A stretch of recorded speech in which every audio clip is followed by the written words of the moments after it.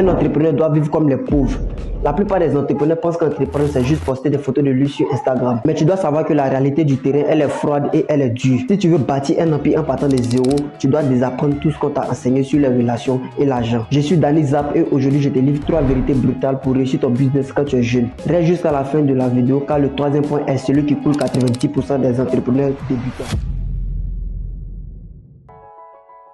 Le premier point à savoir, c'est qu'en business, il n'y a pas d'amitié et pas d'amour. Vous savez, le business est une entité neutre qui connaît que les chiffres et les résultats. Donc, mélanger les sentiments, c'est introduire un virus dans ton système. En affaires, on prend les décisions avec la tête, pas avec le cœur. Dans le business, si ton meilleur ami ne travaille pas assez ou si ta partenaire ne comprend pas tes sacrifices, ces deux-là deviennent des freins à ton évolution, pas des moteurs. Imagine deux amis qui ouvrent un petit commerce de vêtements. L'un arrive à l'heure, l'autre prend des articles gratuitement pour essayer. Et tu vas voir qu'à la fin du mois, les comptes ne balancent pas. Résultat, le business meurt et l'amitié aussi. Donc il faut retenir qu'on ne mange pas les sentiments, mais plutôt les bénéfices.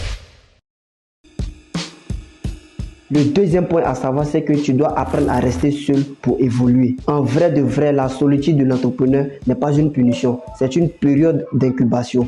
En effet, quand tu décides de monter un business, tes amis de quartier vont continuer à sortir, à faire la fête. Et si tu restes avec eux, tu garderas leur mentalité. Pour monter d'un niveau, tu dois d'abord t'isoler pour te former. Et tu dois lire des livres pour tester tes idées sans être distrait par le bruit extérieur. Je vous explique l'histoire de l'aigle. L'aigle, pour voler plus haut, il ne vole pas avec les pigeons. Pendant que tout le monde est au maquis ou en boîte de nuit avec les meufs, toi tu es devant ton ordinateur en train de bosser à fond. C'est dans le silence que les plus grandes stratégies naissent. Alors si tu as peur d'être seul, c'est que tu as peur de réussir.